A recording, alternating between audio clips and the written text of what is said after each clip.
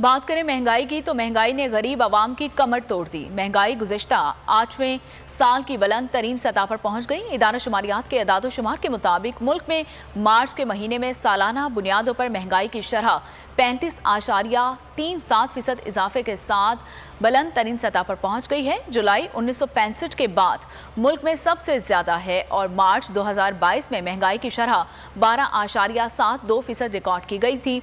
पाकिस्तान इदारा शुमारियात की जानिब से जारी अदाद-ओ-शुमार के मुताबिक शहरी इलाकों में कीमतों में सालाना बुनियादों पर 38.88% इजाफा हुआ। गुज़श्ता हफ्ते कलील मुद्दती महंगाई 45.64% सलाह की गई। माहाना बुनियादों पर महंगाई की शरह 31.6% रिकॉर्ड की गई थी, जो गुज़श्ता दहाइयों में सबसे ज्यादा थी। पाकिस्तानी अवाम ने महंगाई को मुस्तरद कर दिया और साथ साथ मौजूदा हुकूमत को घर जाने का मशवरा दे दिया। हम जैसे शुरू हुआ महंगाई का तूफान जो है ना फिर से शुरू हुआ।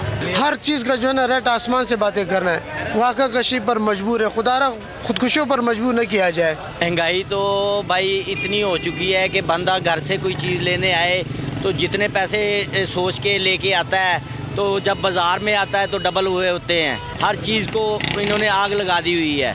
जो खजूरें 250 में मिलती थी 200 में मिलती, अब 600 में मिल रही हैं। क्या खरीदे, क्या लेके जाएं इफ्तारी के लिए? घर से बेसन लेने आया हूँ, वो भी इतना महंगा, किसी चीज़ को हाथ नहीं लगता। 600 रुपये 700 रुपये दिहाड़ी वाला है, वो बेचारा गरीब कहाँ से ले ये आटा? बेसन है जो मिलता था पहले 60 रुपये और 80 रुपये किलो, वो अभी 200 से क्रॉस कर दिए हैं।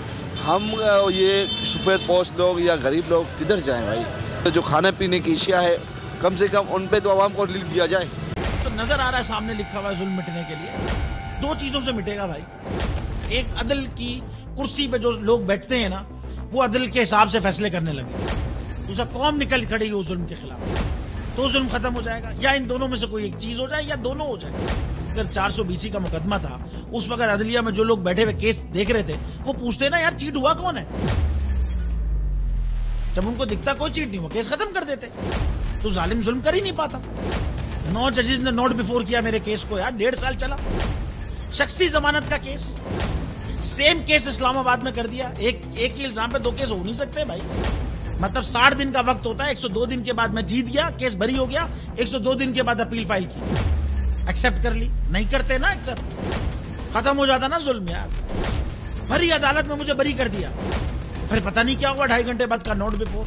मैं नहीं सुनता ये केस, खड़े रहते अपने फैसले पे, मिट जाता जुल्म। अल्लाह ताला ने बिठाया इस इन कुर्सियों पे इनको यार, ये अल्लाह ताला की तरफ से फैसले करने हैं। तो या तो ये फैसले आएंगे, जुल्म मिट जाएगा, या कौम खड़ी हो जाएगी जुल्म के खिलाफ। सुप्रीम कोर्ट के मंसूर अली शाह साहब जस्टिस एक ऑर्डर पास किया उनकी बेंच, और उस ऑर्डर के अंदर उन्होंने बड़ा क्लियर बता दिया कि जी बरियत की जो दरखास्तें हैं वो कब कब लगेंगी।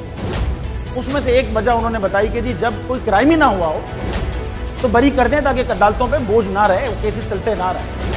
सुप्रीम कोर्ट की मिसालें कब बनाएगा? ऐसे लोगों के खिलाफ जो इस तरह की FIR काट रहे हैं, वैसे ऑफिसर्स, और ऐसे लोग जो इस तरह के केसेस को जजेस चला रहे हैं।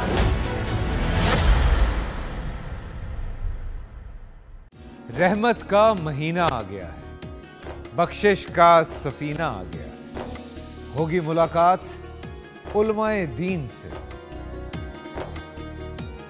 जो देंगे इत्तेहादे बैनुल मसालिकीन का दर्स। जिक्र होगा अंबियाए कराम का।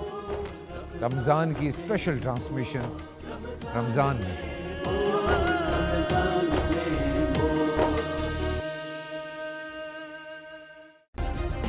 सब्सक्राइब करें और बेल दबाएं ताकि कोई खबर रह न जाए।